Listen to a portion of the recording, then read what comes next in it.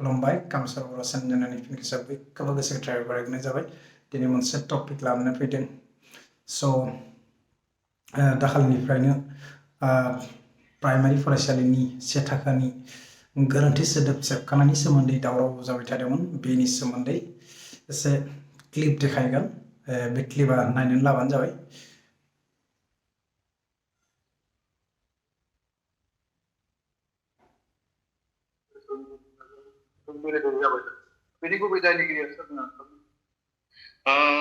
बर' बिजोंनि जि एलिमेन्टारि एडुकेशननि लेखाफोर गोरोन्थि सेबखांजादों, बेनि दायनिगिरि होननानै बुङोब्लाथ' SCERT आरो लोगोसे जाय बेहाय जोंनि बर'निफ्राय रोंगौसा हिसाबै बाहागो लायो बिथांमोननि नायफिनबावनांगौनि गोनांथि दङमोन, नाथाय नायफिननाय जायाखै जानो हागौ। आरो बे बिजाबफोरखौ बर' थुनलाइ आफाद आरो एबसुआ गनाया होननानै सिगांनो SCERT आरो आसाम गभर्नमेन्टनो मिथिहोनाय जादोंमोन।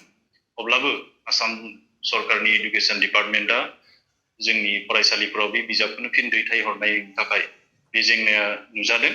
नाथाय दिनैनिफ्राय SCERT आव फिन गोदानै FLN आरो लोगोसे फाउन्डेसन कर्सनि बिजाबफोरखौ सुजुनाय खामानिया मावबादाया दिनैनिफ्राय जागायजेनदों आरो थाबैनो गोदान बिजाबफोर सेबखांनानै ओंखारसिगोन। रायजो राजा नोंथांमोना नुबाय जानो हागौ। मानगोनां प्रशान्त बर' सारा मिरु बर' थुनलाइ आफादनि भाइस प्रेसिडेन्ट आरो बारग' नेहाथारि बिथाङा डाइरेक्ट क्लियार बुंखाबाय गोरोन्थिया सोरनि। नंगौ SCERTनि आरो लोगोसे जायफोरा रोंगौसा हिसाबै जोंनि बर' माहारिनि गेजेराव इन्टेलेक्चुयेल ग्रुप हरनाय जायो बिथांमोननि दायित्वमोन। बिथांमोना गावनि दायित्वखौ मोजां मावासै। बिथांमोना गावनि दायित्वखौ मोजाङै मावबा बिदि जायामोन। बिनि थाखायनो दिनै माहारि आफादफोरा गोबां मानसिफोर बुंनाय नुदों।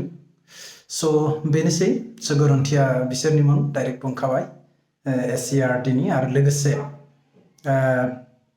बर' माहारिनि गेजेरनिफ्रायनो ग्रुप मोनसे हरनाय जायो, बे इन्टेलेक्चुयेल ग्रुप।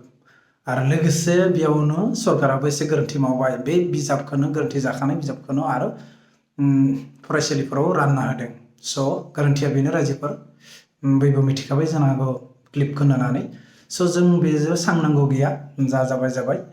जायफोरा खामानि मावबाय थायो बिदि गोरोन्थि जायो नङा होमबा? जायफोरा खामानि मावा जेबो गोरोन्थि जाया। बेनोसै। नेक्स्ट जाहाथे उनाव बिदि गिदिर गिदिर भुल जाया जोंनि बर' माहारियाव, बिनि थाखाय बयबो माहारि आफादा जाहाथे सांग्रां थायो, बेखौनो खावलायनाय थाबाय। आरो लोगोसे बे गोरोन्थि सेबखांनाय लोगो लोगो जाहाथे जोंनि माहारि आफादाबो मोनसे प्रेस मिट होनानै जाहाथे फोसावबा मोजां जागौमोन आरोना। दासिमहालागै रावबो मिथियामोन पाब्लिकआ। बेनि थाखायनो एसे रायजोफ्राबो बोरैबा सानदों। जेबो नङा, खामानि मावनाया गोरोन्थि जाखायो। जाहाथे नेक्स्टफोराव जों मोजांनिफ्राय मोजां जोंनि आफादा मावो जाहाथे आसा खालामो। आरो लोगोसे जाबाय दायो लास्टआव दाखालिनिफ्राय गोबां भाइरेल जाबाय थादों, बे जाबाय भुमिका बिनानाव। बेनि सोमोन्दै सावरायगोन। बे भुमिका बिनानावा गोबां भाइरेल जानाय, बे मोनसे बेनि सोमोन्दै एसे सावरायगोन। नंगौ भुमिका बिनानावा कल रेकर्डिं गासै प्राय मबाइलावनो बे दामगासिनो दं आरो बे कल रेकर्डिंखौ। आं बे कल रेकर्डिंखौ दामनाय नङा, आं जास्ट सिम्पलै सावरायगोन। मानो होनबा बे गोरोन्थिया कल रेकर्डिं खालामनाय मोननाय लोगो लोगो बे जाय कल रेकर्डिं खालामदों बियो थांनानै माहारि आफादनो नङाबा जोंनि NDF जोंनि फंबाय आदामोन दं बिसोरनो लानानै जाहाथे बिनि गामिनि आफादगिरि नेहाथारि आरो बिसोरनि बिगोमा न'आव थांनानै मोनसे सावरायबानो जायोमोन मोजाङै, मानो बिदि जादों होननानै। मेन रुला बिदि जानांगोन। नाथाय जाय मानसिया बे कल रेकर्डखौ खालामनानै भाइरेल खालामदों बेनिफ्राय बांसिन बेसो दायनिगिरि जादों दायो आंनि साननायबा। मानो होनबा मानसिया भुल जाखायो, गोरोन्थि मावखायो। बेनिफ्राय मोनसे रुल थायो जाहाथे बे खामानिखौ अफलाइनबो खालामनो हायोमोन न'आव थांनानै। बेनि थाखायबो आं दुखु फोरमायदों। मानो होनबा मोजां टाइमाव बयबो हेफाजाब होयो, नाथाय जेब्ला खैफोद फैगोन रावबो हेफाजाब खालामनाय नङा। बिदि जानाङा। गावनि माहारिनिनो मानसि बिनानाव। बेखौ थांनानै न'नि बिगोमाफोरखौ गथायनानै होबानो जाबाय, मोजां बुंनानै बुजायबानो जायोमोन। नाथाय बिदि भाइरेल खालामनाया मोजां जायाखै आंनि साननाय मथे। गावनि भिउसनि थाखाय मालायखौ भाइरेल खालामनायाबो मोजां खोथा नङा।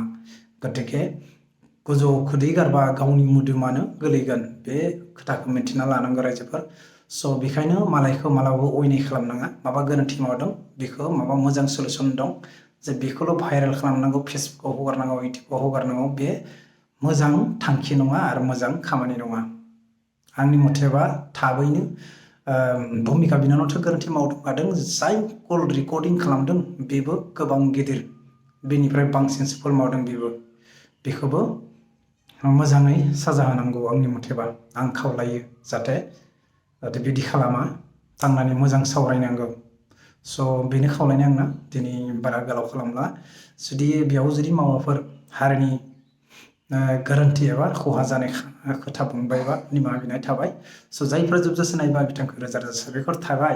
आरो जायफोरा आंनि चेनेलाव गोदान फैदो, अनानै प्लिज साबस्क्राइब खालामना लादो चेनेलखौ। गोबां मानसियानो नायो नाथाय साबस्क्राइब खालामना लाया। स' प्लिज खावलायनाय आंनि, नोंसोरो मोनसे साबस्क्राइबा जोंनि थुलुंगा, आरो लोगोसे लाइक, शेयार, कमेन्ट खालाम जेसां हायो। स' दिनैनि ब्लगा बेनोसै। स' बाय बाय, सि इउ नेक्स्ट ब्लग।